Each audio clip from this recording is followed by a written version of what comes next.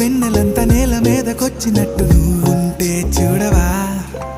మంచువాన నన్ను ముంచెనంట, వాన విల్లు మీద ఇల్లు కట్టినెవ్వరంట. ఈ లోకమంతా నిన్ను చూసినంట, ఏ దిష్టి నిన్ను తాకకుండా ఇంటిలోన దాచుకుంటా. రంగు రంగు